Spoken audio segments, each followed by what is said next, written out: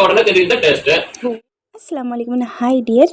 எவ்வளோ வேலை இருந்தாலும் எத்தனை வகையான ரெசிபிஸ் இருந்தாலும் டக்குன்னு முடிச்சுட்டு வீட்டில் நல்லா ரெஸ்ட் கிடைக்கிறதுக்கு நிறைய டைம் எடுத்துக்கலாம். ஸோ அந்த மாதிரி ஒரு சூப்பரான யூஸ்ஃபுல்லான வீடியோ தான் கொண்டு வந்திருக்கிறேன்.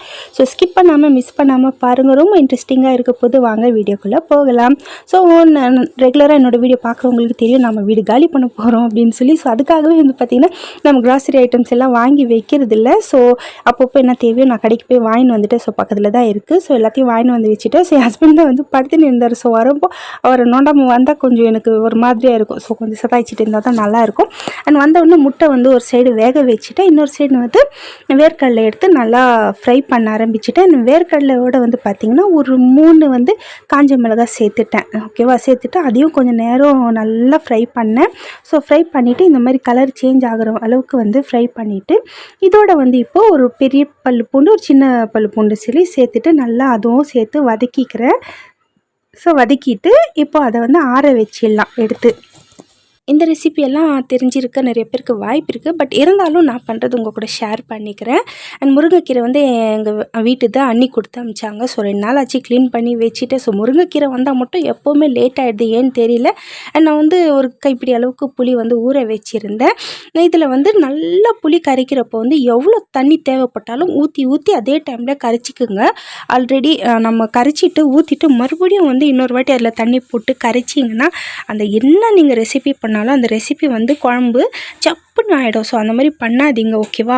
ஸோ இந்த மாதிரி ஃபஸ்ட்டே பண்ணிவிட்டு நல்லா பிழிஞ்சி போட்டுடுங்க. இதில் வந்து நான் ஒரு 2 தக்காளி, கொஞ்சோண்டு கறிவேப்பிலை, ஒரு பச்சை மிளகாய் இது சேர்த்துக்கிறேன். நான் ரசம் தான் பண்ண போகிறேன்னு சொல்லி உங்களுக்கு தெரிஞ்சிருக்கும். பட் இது வந்து ரொம்ப ஹோட்டல் ஸ்டைல் ரசம் இது. அண்ட் வந்து சோம்பேறி ரசம் அப்படின்னு கூட சொல்லலாம். ஸோ ரொம்ப ஈஸியாக இருக்கும். ஸோ பேச்சுலர்ஸ் பிகினர்ஸ் எல்லாருமே செஞ்சிடலாம். ஸோ தக்காளி நான் போட்டேன் இல்லையா, ஸோ பூச்சி இருக்குமா எப்போவுமே செக் பண்ணுற மாதிரி பண்ணேன். ஸோ இதில் போட்டு ஏன் செக் பண்ணுறேன்னா மழை காலம் இல்லை இல்லையா, ஸோ இருக்க வாய்ப்பில்லை. இதுக்கு ஒரு வாட்டி செக் பண்ணிவிட்டேன். தக்காளி இந்த அளவுக்கு பிழிஞ்சிடணும். பாருங்கள், தோல் தனி அதுக்குள்ளே இருக்கிற அந்த இது தனி ஆயிடணும். அந்த அளவுக்கு நல்லா பிழிஞ்சிட்டு கறிவேப்பிலையெல்லாம் நல்லா நசுங்கிற மாதிரி பண்ணிவிட்டு அதுக்கப்புறம் சீரகம், உப்பு 2யும் சேர்த்துக்கிட்டு, சீரகம் வந்து கொஞ்சம் தாராளமாக சேர்த்துக்கோங்க. ரொம்ப ரொம்ப நல்லது உடம்புக்கு. ஸோ ஸோ அகத்தை சீராக வச்சுக்கிறது தான் சீரகத்தோட வேலை. அண்ட் நெக்ஸ்ட்டு வந்து இங்கே இதுவாக இருந்து மெஸ்ஸியாக இருந்துச்சு. ஸோ தொடச்சிட்டு ஸோ பூண்டு வந்து நல்லா இடிச்சிக்கலாம் அப்படின்னு சொல்லி நான் இடிச்சிக்கிட்டேன். 10லேருந்து 15 பூண்டு பல் வரைக்கும் இருக்கும். ஸோ நான் நல்லா உரிச்சு இடிச்சிக்கிட்டேன். இப்போ வந்து எண்ணெய் சேர்த்துக்கிறேன். ஒரு செகண்ட் இப்படி போயிட்டு வரதுக்குள்ளே எண்ணெய் பாருங்கள் எப்படி ஆகிடுச்சு.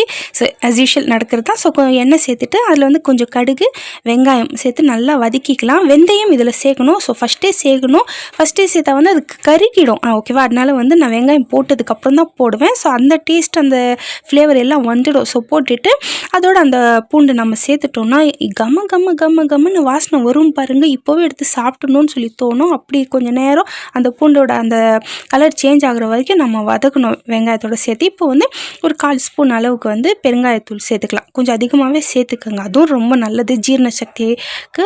நான் நல்லா மிக்ஸ் பண்ணி வச்சுருக்குறோம் இல்லையா. ஸோ மசாலாலாம் கீழே இறங்கிட்டு இருக்கும். ஸோ அதனால நல்லா இன்னொரு வாட்டி மிக்ஸ் பண்ணிக்கலாம். பச்சை மிளகாயெல்லாம் பாருங்கள் நல்லா உடஞ்சிட்டு இருக்குது. அந்தளவுக்கு நான் நசுக்கி இருக்கிறதுல ஒரு 5 நிமிஷம் எடுத்துக்குங்க தக்காளி அதெல்லாம் நசுக்கிறதுக்கு.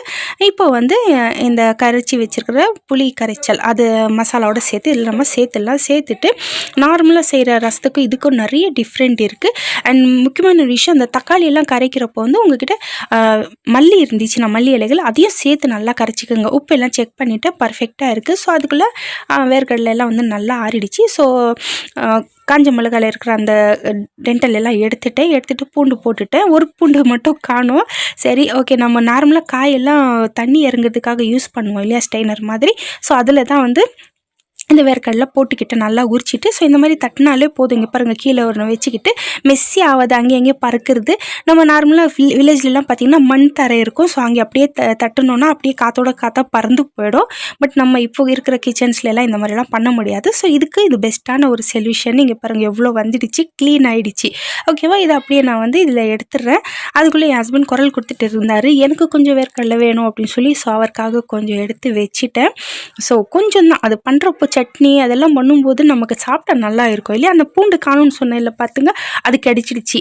ஓகே, அது எடுத்துகிட்டு இங்கே பாருங்கள், இந்த மாதிரி வேர்க்கடலை எல்லாம் எப்போவுமே சட்னி பண்ணும்போது உங்களுக்கு கிடச்சிச்சின்னா தூக்கி போட்டுடுங்க. ஓகேவா, தூக்கி போடுறதை விட நடுவில் கொஞ்சோண்டு தான் அது அழுக்காக இருக்கும், அதை நீங்கள் பிச்சு எடுத்துட்டிங்கன்னா நல்லா தான் இருக்கும். ஸோ பண்ணிவிட்டு நான் அரைச்சிக்க போகிறேன்.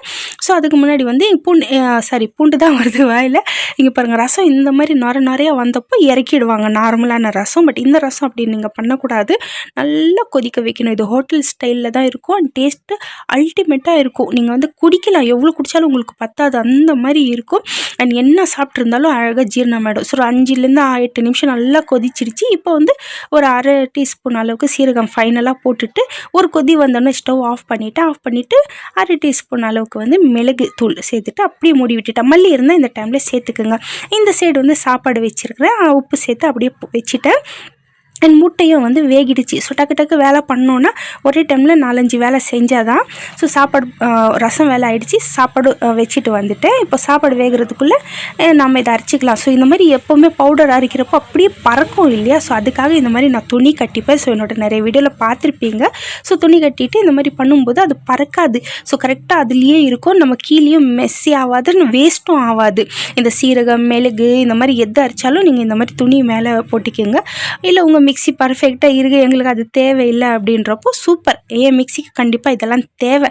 என்ன மாதிரி நிறைய பேர் வச்சுருப்பீங்க மிக்ஸி அப்படின்னு நினைக்கிறேன், தெரியல, மேபி இருக்கலாம். ஓகே, நம்ம வந்து கீழே லைட்டாக அப்போ கூட தூசியாக இருந்துச்சு. ஸோ அதையும் அப்பப்போ தொடச்சிட்டா தான் வந்து க்ளீனாக இருக்கும். இல்லைனா வந்து அது இன்னும் அதுவே ஒரு வேலையாக மறுபடியும் நம்ம செய்ய வேண்டியதாக இருக்கும். இப்போ வந்து நம்ம கட்டிங் வேலை பண்ணிக்கலாம் அப்படின்னு சொல்லி ஸோ ஒரு 5 வெங்காயம் எடுத்துருக்கிறேன், ஒரு மீடியம் சைஸில் தான். கூட வந்து பார்த்திங்கன்னா பச்சை மிளகாய். இந்த பச்சை மிளகாய் வந்து இந்த மாதிரி பாக்ஸில் அந்த டென்டல் எல்லாம் எடுத்து வச்சு கிட்டத்தட்ட 10 நாள் ஆச்சுங்க. அப்புறம் எவ்வளோ சூப்பராக அப்படியே ஃப்ரெஷ்ஷாக இருக்குது இல்லையா. ஒரே ஒரு பச்சை மிளகாய் மட்டும் கலர் சேஞ்ச் ஆகிருக்கு, நான் ஏன் போய் சொல்ல உங்களுக்கே தெரியுது இல்லையா. ஸோ பரவாயில்ல, ஒரு 6 பச்சை மிளகாய் எடுத்துக்கிட்டேன். ஃப்ரிட்ஜில் நீங்கள் ஸ்டோர் பண்ணணுன்னா அப்படி தான் பண்ணுங்கள். எப்படி ஸ்டோர் பண்ணணும்னு ஆல்ரெடி வீடியோ போட்டிருக்கேன், வேணும்னா போய் பாருங்கள், சூப்பராக யூஸ்ஃபுல்லாக இருக்கும். அண்ட் கூட ஒரு சின்ன ஒரு கூடை மாதிரி வச்சுக்கிட்டு அதில் வந்து மொத்த வெங்காயத்தோல் எடுத்துட்டேன். அப்போ தான் வந்து மொத்தம் கச்சன்னு இருக்காது. ஓகேவா, இப்போ வந்து வெங்காயம் கட் பண்ண ஆரம்பிச்சுட்டேன். ஒரு 2-3 ரெசிபிக்கு தேவையான வெங்காயம் வந்து ஒரே டைமில் கட் பண்ணிக்கோங்க, ரொம்ப ஈஸியாக இருக்கும். அண்ட் என் ஹஸ்பண்ட் ஒரு குறிப்பு சொன்னார், இந்த மாதிரி வெங்காயம் கட் பண்ணுறப்போ ஈரமான ஒரு துணி பக்கத்தில் வச்சுக்கிட்டு கட் பண்ணிங்கன்னா உங்கள் கண் வந்து எரியாது அப்படின்னு சொன்னார்.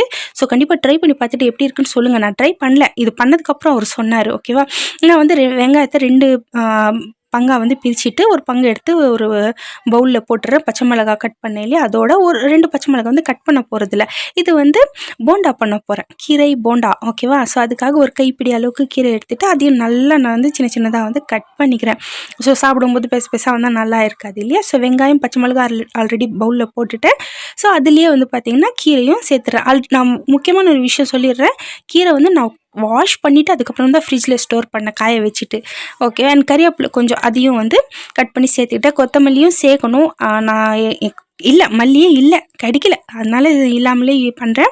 அண்ட் குக்கர் எடுத்துக்கிட்டேன். குக்கர் ஏன் எடுத்தேன் அப்படின்னு பார்த்தீங்கன்னா கீரை வந்து 2 நாள்து. ஓகேவா, அதனால் குக்கர் எடுத்துருக்குறேன். ஸோ அந்த சைடு ஏதோ ஷேடோ மாதிரியே தெரிஞ்சிச்சு, அதனால இந்த சைடு மாற்றி விட்டேன், ஆனாலும் ஷேடோவாக இருந்துச்சு. அண்ட் சாப்பாடும் அந்த சைடு வேகிடுச்சு, கொதிச்சின்னு இருக்குது. ஸோ மீடியம் ஃப்ளேமில் வச்சு விட்டுட்டேன். ஸோ சாப்பாடு கொதிக்கிறதுக்குள்ளே எவ்வளோ வேலை ஆகிடுச்சு பார்த்தீங்களா. இப்போ என்ன சூடான உடனே 2 பச்சை மிளகாய் சும்மா அதை கொஞ்சம் உடச்சி அதோட அந்த வெங்காயம் ஒரு 3 வெங்காயம் இதில் சேர்த்துக்கிட்டேன், சின்னதாக கட் பண்ணது. நல்லா வதக்கிக்கலாம், ரொம்ப வதக்க தேவையில்லை, கலர் சேஞ்ச் ஆகிற அளவுக்கு தேவையான அளவுக்கு உப்பு சேர்த்துட்டு மிளகாய் தூள் சேர்த்தேன். அது வந்து வீடியோ ஆன் ஆகலை போல் இருக்குது. அதோட கீரையும் சேர்த்துடலாம். கீரை சேர்த்துட்டு நல்லா மிக்ஸ் பண்ணிக்கலாம். கீரை போட்டதுக்கப்புறம் ஞாபகம் வந்துச்சு, கொஞ்சம் கீரை கடைஞ்சிட்டா நல்லா இருக்குமே அப்படின்னு சொல்லி ஸோ கொஞ்சோண்டு போட்டு மறுபடியும் ரிட்டன் கொஞ்சம் எடுத்து வச்சுக்கிட்டேன். ஸோ நாளைக்கு பண்ணிக்கலாம் அப்படின்னு சொல்லி ஸோ இதை வந்து நல்லா மிக்ஸ் பண்ணிக்கலாம். ஸோ மிக்ஸ் பண்ண எவ்வளோ கீரை போட்டாலும் பாருங்கள் கொஞ்சோண்டு ஆயிடுச்சு இல்லையா. இப்போ ஒரு 1/2 கிளாஸ் அளவுக்கு தண்ணி சேர்த்துட்டு நம்ம வேக விட்டுடலாம், விசில் வச்சிடலாம். ஏன்னா ஃப்ரெஷ்ஷான கீரைனா நீங்கள் விசில் வைக்க தேவையில்லை. ஸோ இது வந்து கொஞ்சம் 2 நாள் ஆனதால் நான் வேஸ்ட்டு பண்ண மனசும் இல்லை, அதனால் நான் யூஸ் பண்ணிக்கிறேன் குக்கர்லேயே விசில் வச்சு. இப்போ வந்து முட்டையும் வந்து நல்லா ஆறிடுச்சு. முட்டை வேகின உடனே எடுத்து நல்லா ஜில்லுன்னு நார்மலான தண்ணியில் போட்டு வச்சிட்டிங்கன்னா முட்டை நல்லா சூப்பராக இருக்கும். ஸோ சீக்கிரமாக அந்த தோலை உரிச்சிடலாம். அந்த உரிச்சு வச்சுட்டு அந்த சைடு கேமரா ஆன்லேயே விட்டுட்டு இப்படி போய் வரதுக்குள்ளே பார்த்தீங்கன்னா என் ஹஸ்பண்ட் வந்து முட்டை தூக்கின்னு விடுறாரு. ஸோ அவர் முட்டை பைத்தியம்னு சொல்லி எல்லாருக்குமே தெரியும். ஸோ என்னதான் பண்ணுறாரு எடுத்துன்னு போய் அப்படின்னு பார்த்தாக்கா நைஸாக ஒழிச்சு சாப்பிட்டு இருக்கிறாரு. ஸோ வீட்டில் இருந்தால் இந்த அராத்து தான் இவருது. ஸோ வீட்டில் இருக்கிறப்ப தான் கொஞ்சம் ஒரு 4-5 ஐட்டம் கூட செய்கிறது சாப்பிட்றதுக்கு. சரி சாப்பிட்டோம் அப்படின்னு சொல்லி வந்துட்டேன். பண்ணது 4 முட்டை, அதில் 1 காணும். ஸோ முட்டை போண்டா பண்ணலாம் அப்படின்னு நினச்சிட்டு இருந்தேன். சரி 3 இருக்குது, 3ல் வந்து 6 போண்டா வந்துடும் இல்லையா தாராளமாக, ஓகே அப்படின்னு சொல்லிட்டு வச்சுக்கிட்டேன். அந்த கீரையில் வந்து பார்த்தீங்கன்னா ஒரு 2 கப் அளவுக்கு கடலை மாவு போடணும். நான் என்ன பண்ணேன் 1.5 கப் அளவுக்கு போட்டேன். ஒரு 1/2 கப் மிச்சம் இருக்கட்டும், நான் வந்து போண்டா பண்ணிக்கலாம்னு சொல்லி மிளகாய் தூள் போட்டேன். மிளகாய் தூள் பத்தலை, நம்ம வீட்டில் கொஞ்சம் காரம் அதிகமாக சாப்பிடுவாங்க. ஏன்னா உங்களுக்கு நான் சொல்லியிருக்கிறேன் இல்லையா, எதுவுமே கிராசரி ஐட்டம்ஸ்லாம் நம்ம எடுத்து போட்டு வைக்கல. ஸோ கொஞ்சம் பெருங்காயத்தூள், கொஞ்சம் உப்பு, தேவையான அளவுக்கு உப்பு சேர்த்துட்டு மிளகாய் தூள் வந்து பாக்ஸ்லேருந்து பேக்கெட் எடுத்தேன். ஏன்னா இந்த மசாலா டப்பாலாம் வாஷ் பண்ணி வச்சிடலாம் சரி அப்படின்னு சொல்லி தான் நான் வந்து மசாலாலாம் போடல அதில். ஸோ இப்போ கூட பேக்கெட் அப்படியே வச்சிட்டேன் கட் பண்ணி. ஸோ இதை நல்லா நம்ம ஃபஸ்ட்டு கையால் நல்லா மிக்ஸ் பண்ணிக்கலாம். மிக்ஸ் பண்ணிவிட்டு பார்த்தா மாவு வந்து பத்தலை. ஸோ மிச்சம் இருந்த மாவும் இதுலேயே சேர்த்துட்டேன். முட்டை போண்டா கேன்சல் அப்படின்னு சொல்லிட்டு. ஸோ ரசத்துக்கு வேக வச்ச முட்டை நல்லா இருக்குமா அப்படின்னா நல்லா இருக்காது. ஸோ அதுக்கு ஏதாவது ஒன்று டிஃப்ரெண்ட்டாக பண்ணிக்கலாம் அப்படின்னு சொல்லிட்டு ஸோ கொஞ்சம் கொஞ்சமாக தண்ணி தெளித்து வந்து நான் மிக்ஸ் பண்ணிக்கிட்டேன். ஸோ இதே மாதிரி மிக்ஸ் பண்ணிவிட்டு எந்த மாதிரி பதம் வரணும் அப்படின்றது உங்களுக்கே தெரிஞ்சிடும். ஸோ பாருங்கள் அப்படியே. ஸோ நீங்கள் வந்து அதிகமாக ஊற்றிட்டிங்கன்னா அப்புறம் ஒன்றுமே பண்ண முடியாது. ஸோ கடலை மாவு ஸ்டாக் கூட இல்லை வீட்டில், ஓகேவா. கடலை மாவு சேர்த்தா கூட நீங்கள் உப்பு காரம் மறுபடியும் சேர்க்கணும். அதனால வந்து கரெக்டான பதத்தில் விட்டுடு பார்த்து தண்ணி தெளித்து பண்ணிக்கோங்க. அண்ட் இப்போ வந்து நல்லா இங்கே கீரை வெந்துடுச்சு, தண்ணியும் ட்ரை ஆகிடுச்சு அதில் இருந்தது. இப்போ ஸ்டவ் ஆஃப் பண்ணிவிட்டு நான் அரைச்சி வச்சுருந்தேன் இல்லையா வேர்க்கடலை மசாலா, அதை போட்டு நல்லா மிக்ஸ் பண்ணிக்கிறேன். ஸோ இப்போ வருங்க பாருங்கள் வாசனை. ஆனால் இந்த மாதிரி நீங்கள் சாப்பிட்டிங்கன்னா கீரையே பிடிக்காதவங்க கூட நல்லா சாப்பிடுவாங்க. இந்த மாதிரி நீங்கள் பண்ணுறீங்களா அப்படின்னு மறக்காமல் எனக்கு சொல்லுங்கள். சில பேர் தேங்காய் போட்டும் பண்ணுவாங்க, அதுவும் நல்லா இருக்கும். பட் இந்த மாதிரி பண்ணும்போது குழந்தைங்க கூட விரும்பி சாப்பிடுவாங்க. ஸோ மிக்ஸ் பண்ணி விட்டுட்டேன். இந்த சைடு வந்து சாப்பாடு வந்து இறக்கிட்டு எண்ணெய் வச்சுருந்தேன் சூடாகிறதுக்கு. ஸோ ஆயிடுச்சு. இப்போ வந்து போண்டா மிக்ஸ் பண்ணி வச்சுருந்தேன் இல்லையா, அது மொத்தம் ஒரே டைமில் போட்டுட்டேன். ஏன்னா நிறைய எண்ணெய் இருக்குது. ஸோ 1.5 லிட்டர் எண்ணெய் இது. ஸோ இதில் வந்து தனித்தனியாக போட தேவையில்லை அப்படின்னு சொல்லிட்டு போண்டா போட்டுட்டு நான் நமாஸ் படிக்க போயிட்டேன். ஸோ நமாஸ் படிச்சுட்டு மீடியம் ஃப்ளேமில் வச்சுட்டு வந்து பார்த்தா ஓகே பர்ஃபெக்டாக இருந்துச்சு. மறுபடியும் திருப்பி விட்டுட்டு இந்த சைடு முட்டை இருக்குது இல்லையா, ஸோ அது வேகட்டும். அதுக்குள்ளே நம்ம முட்டை ஏதாவது பண்ணலான்னு சொல்லி முட்டையில் ஒட்டின்னு இருக்குது ஒன்றும் இல்லை, பெப்பர் தான். ஸோ நல்லா கட் போட்டுட்டேன். ஸோ நம்ம போண்டா தான் பண்ண முடியல, சரி ஃப்ரை பண்ணிடலாம் அப்படின்னு சொல்லிட்டு கொஞ்சம் பெப்பர் எடுத்து மேலே தூவிட்டேன்.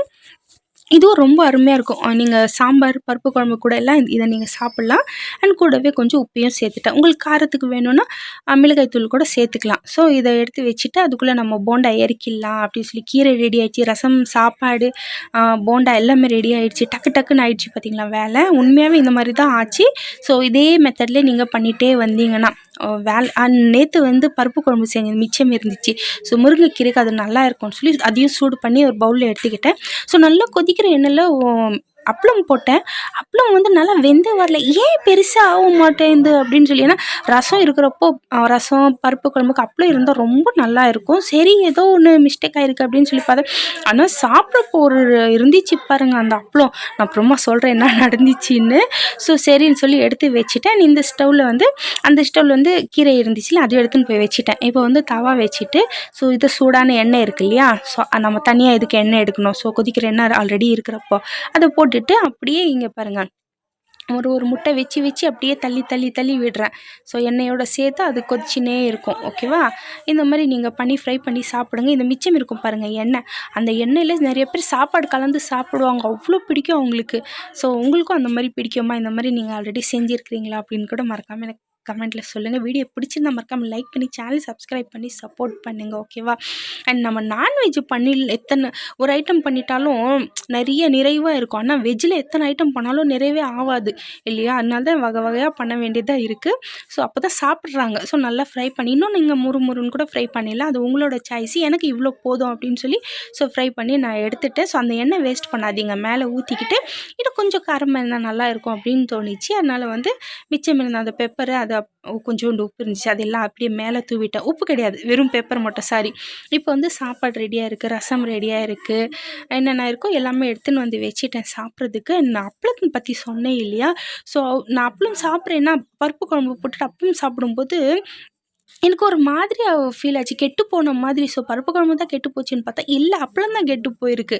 அண்ட் பருப்பு குழம்பு, அப்பளம், போண்டா, முட்டை, ரசம், சாப்பாடு, கீரை, இவ்வளோ ஐட்டம் வச்சுக்கிட்டு சாப்பிட்றப்போ ரொம்ப சூப்பராக ஒரு ஃபீல். ஆனால் நான் வேலை செஞ்சுட்டு வந்து சாப்பிட்றப்போ நமக்கு அவ்வளோ சாப்பிட முடியாது இல்லையா? ஸோ இந்த மாதிரி தட்டில் வந்து பரிமாறுறப்போ என் ஹஸ்பண்டுக்கு ரொம்ப ரொம்ப பிடிக்கும். ஒரு வாய் கொஞ்சம் அதிகமாக சாப்பிடுவார். இது பார்த்து சந்தோஷப்பட்டு அவர் ஒரு வாய் அதிகமாக சாப்பிடுவார். ஸோ அதுக்காகவே வந்து பண்ண வேண்டியதாக இருக்குது. ஸோ அவர் சாப்பிட்ணுன்னு இல்லைன்னா பார்த்து பார்த்து தான் சாப்பிடுவார். ஸோ வீடியோ பிடிச்சிருக்கோம் அப்படின்னு நம்புகிறேன். பிடிச்சிருந்தா ப்ளீஸ் ஒரு லைக், உங்களோட ஒரு லைக் தான் வந்து என்னோடய வீடியோவை வந்து நிறைய பேர்கிட்ட கொண்டு போய் சேர்க்கும். ஸோ ப்ளீஸ் மறக்காமல் லைக் பண்ணி சேனல் சப்ஸ்கிரைப் பண்ணி சப்போர்ட் பண்ணுங்கள். இப்போல்லாம் என்னென்னு தெரியல, வீடியோ யாருமே பார்க்குறதில்ல, என்னாச்சின்னு தெரியல. என் வீடியோ எவ்வளோ மொக்கையாக இருக்கலாம். எனிவே இந்த வீடியோ மொக்கான வீடியோ பார்த்ததுக்கு தேங்க்யூ. தீர்ப்புங்க முதல்ல சாப்பாட்டை இதான் சாப்பிடுவாங்களா? நல்லா இருக்கா? ஓகே. போண்டா எப்படி இருக்கு அது சொல்லணும்ல ஃபர்ஸ்ட்.